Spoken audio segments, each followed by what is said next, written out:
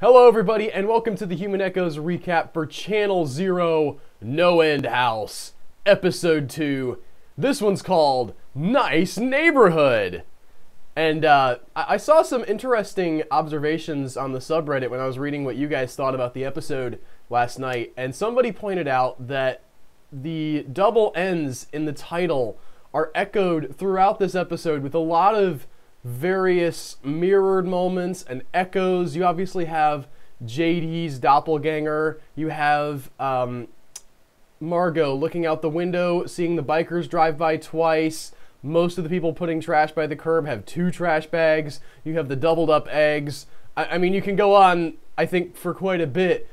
It was not something that I caught myself, though, and I thought that was very interesting. I love it when a show puts that level of thought into what they're going to show us. It bodes well for the rest of the series being great.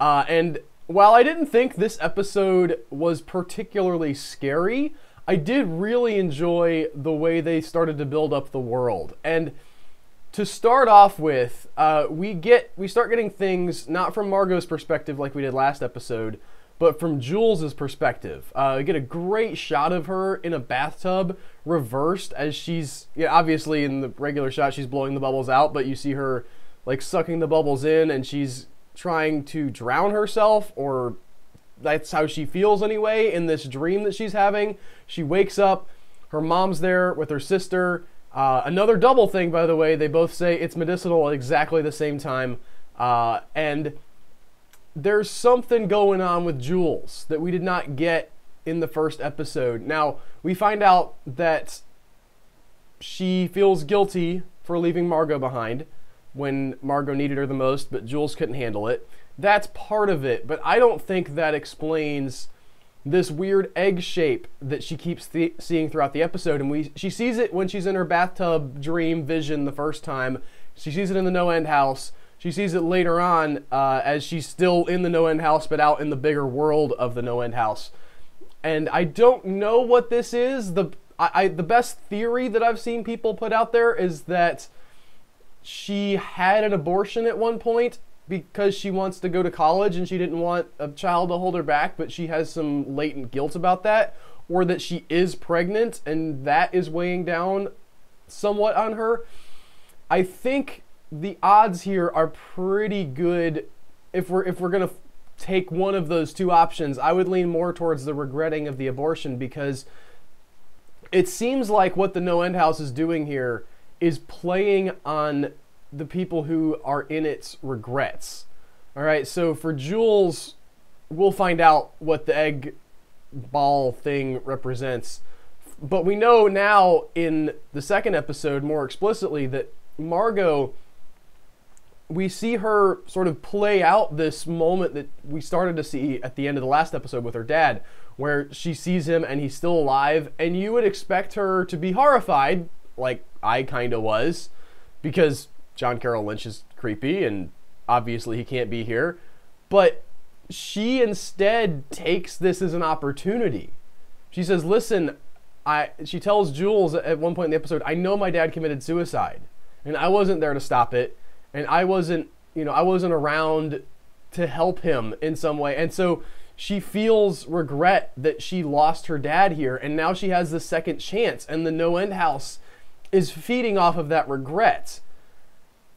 And I will say, I love the performance from John Carroll Lynch as the father thing in here, because he's talking to her throughout this episode and giving her some of this catharsis that she wants, really sort of helping her to deal with the fact that he's gone, but he's not, and she gets to ask him these questions. Jules tells her he's not real, and that ends up being the truth, but throughout the episode, I found myself really wanting to buy into the idea that this was an actual reincarnation of her father and not some kind of imagined dream thing that the No End House had spit out just to freak her out. That we see that there are real people in the No End House besides Margot as well. So, my initial thought might have been, okay, maybe this is a whole world that the No End House is constructed just for her, but this is a trap for lots and lots of people. And that is an interesting aspect of it. I was not expecting to see exactly. I thought maybe we could get into a scenario where she was dreaming and they were all having a different dream, but these are all kind of co-experienced weirdness vectors for all of these people. And I thought that was really interesting. And not only, you know, the no end house, it starts to play on Margot with the father thing, which is what I'm going to call him after the Philip K. Dick story, because I love that story and it's a cool title. The father thing obviously is playing on Margot's regrets over him dying and her not being there to help. But it also really lays into Jules and just essentially lays bare what she has been feeling, the guilt that she has for leaving her friend in her time of need. And she is guilty of this. She did leave Margot when Margot needed her most because she couldn't handle it. In Jules's eyes, it seems like she felt like Margot had become defined by this pain, that everything else in her personality had been overwhelmed by this just incredible brokenness that she feels about her father's death. And Jules doesn't know how to handle this, can't handle this, maybe is going through some stuff of her own. Again, we don't know exactly what all of those weird cuts are at the beginning, but the fact that we see her crying outside of her house and having this nightmare about drowning tells us that she's got stuff that she's dealing with too that Margot doesn't know about. Speaking of that, I want to jump back a little bit in time here and mention that there's something about the quality of the scenes that we see before the lead up to them going into the no end house for Margot that feels very dreamlike in and itself. They have that very sharp, quick editing that they did after Jules and Margot came out of the no end house. The fact that the mom and her sister both said it's medicinal at the same time felt very unreal in the way that it was presented in the movie. And I'm wondering if we're gonna see a twist where they've been in the no end house this whole time. Like, this is just, again, well, I mean, the name of it's no end house. If they, at the end of the show, find the no end house, go inside, and then they just keep cycling through and cycling through and cycling through over and over and over again, and forgetting that they've been in the no end house, that would be interesting. And we know that the no end house plays on memories, as we'll talk about in a little bit here. We'll talk about that actually leading into that right now. We see the two guys from the party stumbling out of the no end house. They get out during the day. Possibly the no end house, we can either say that they stayed in for 12 extra hours, or the no end house can just mess around with time like that and sort of keep you for longer so that they don't have the camaraderie there. JD, whose name I hadn't really been able to learn until this episode, now I have to learn it because he's on his own, and then I can forget it again because he dies. But JD comes out, and he's just freaked out. And his vision that he had in the last room was the thing under the mask was himself. There was a latex mask of himself in the Babylonian mask thing that we saw in the main part of the episode in the pool room.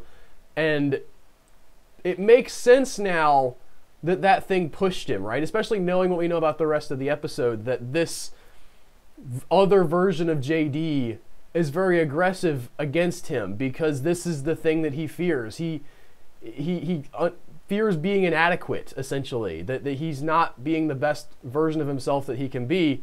And I'm glad that we don't see a ton of that. The fact that we kind of wrap that up in this episode, I don't know how far you could go with just, I'm not good enough and I'm afraid of not being my best self. Okay, great. Your best self kills you. Boom. Storyline over. But he nopes out of the house. The other guy sticks around for a little bit. I forget what his name is also. But JD goes to his home, or what he thinks is his home. And inside of his home, where he lives with his mom and dad, it's not his mom and dad. There's a girl there. Real pretty girl. And inside the house with the pretty girl is JD. And this is I thought was a really interesting scene, and the way it played out was cool. But it also gives us a specific data point that we didn't have before. in that this girl in this house, I love the performance here. I mean, it was relatively minimalistic, but she did a great job of just this complete blankness. And JD talks to his other self, this other version of himself that is in this house, and the other version of him sort of explains some of how this works. He says, listen, I'm created out of your memories. I'm the version of you that you want to be. I know about the fact that your favorite flavor is pistachio, but I can't taste it. And that goes back to the father thing earlier, where he eats the eggs. He can make a facsimile of the eggs, but he doesn't understand what they taste like to the humans. And this facsimile explains all this stuff, kind of really puts beta JD in his place, and then starts making out with this girl right in front of him. Talk about alpha move. If you're going to buy into the whole alpha beta thing, that's pretty powerful to do that in front of somebody. And of course, JD thinks, oh well, this is like the Matrix or something. I must be in control here. It's created out of my mind. Why don't I get a shot? At which point, Alpha JD beats him to death. Which is another interesting point of data, that the no-end house doesn't need you. It doesn't need to keep anybody alive. It's not interested in how long you stick around. It's just extracting whatever it can get from you and then moving on. The backpack guy. We see him, the survivalist, or whatever we're going to call him. I don't believe we have a name for him yet. I've been calling him backpack guy. I'm going to keep going with that. We see him, and he continues to be pretty crazy prepared, right? He's going along. He's trying to start cars. None of the cars start. And another thing I picked up and stole from Reddit that I did not notice on my own, but there are several instances within the no-end house and around the no-end house where people are trying to start fires. A lighter that doesn't work. The car doesn't start for the girls in the previous episode. And it seems like that the no-end house suppresses fire when it can.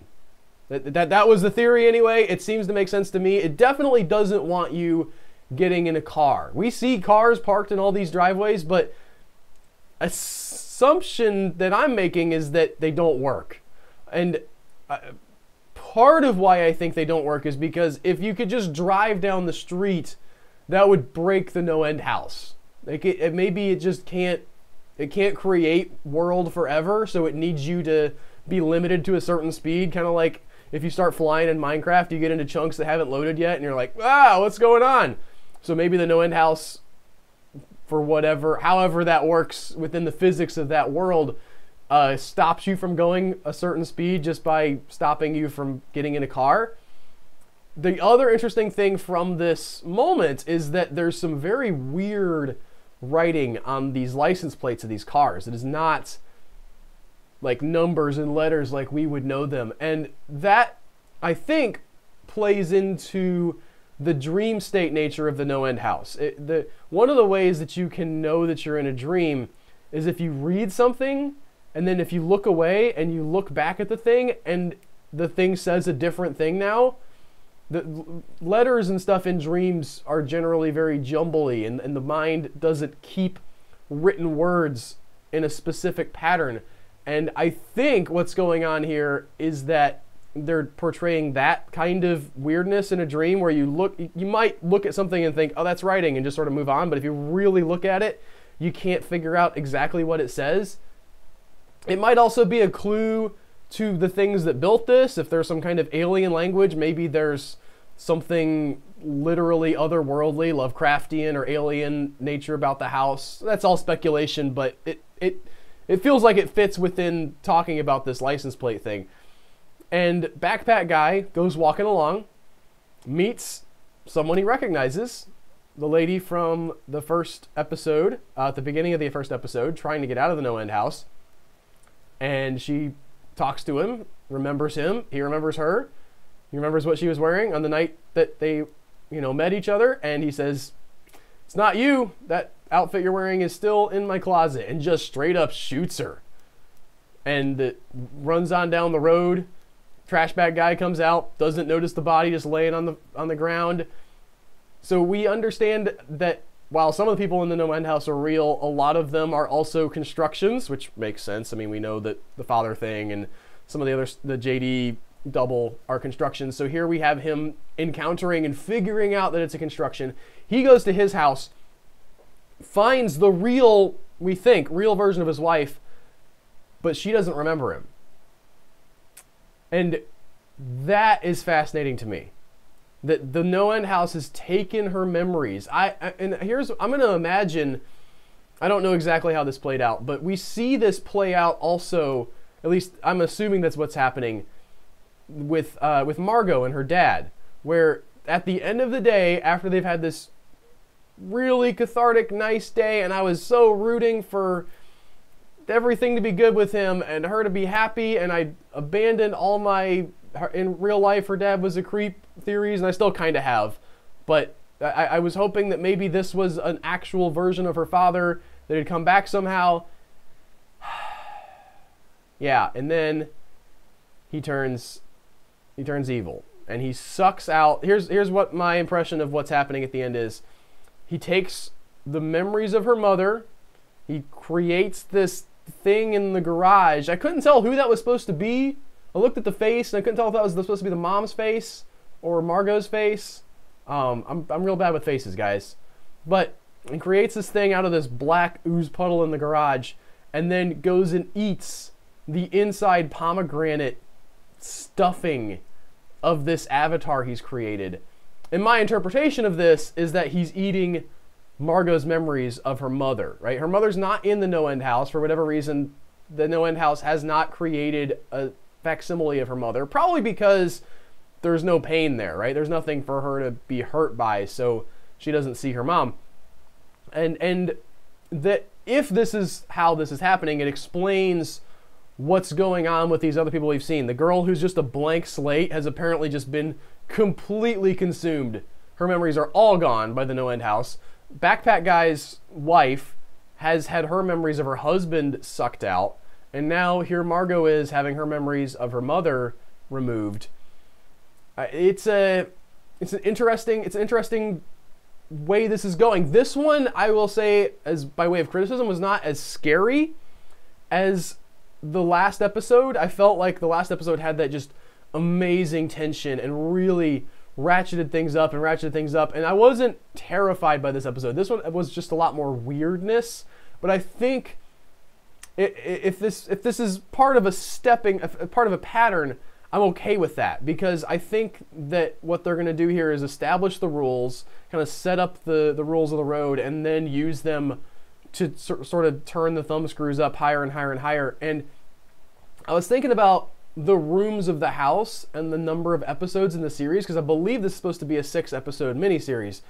We saw the house start out, right, and they're supposed to be in room number 6 here, but in the house, things got sort of more and more intense as they went along. It was just a little bit weird in the first place, and then kind of got more and more creepy.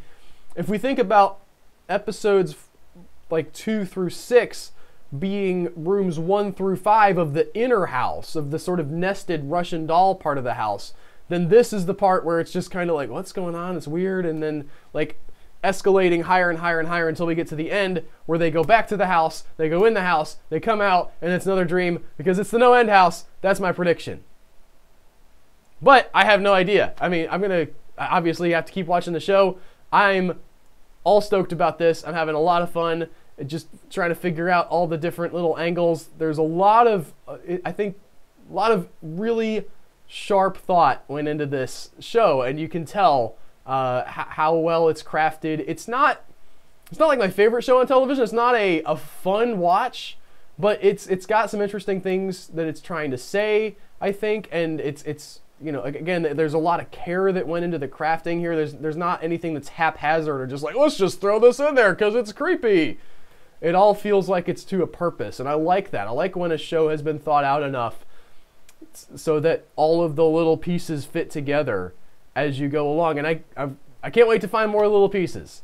I hope you guys are enjoying it. Like and subscribe to this channel if you like this video and you want to see more like it. If you have thoughts about the episode, leave a comment. I love reading them. I hear what you guys have to say. Try to respond to most of them.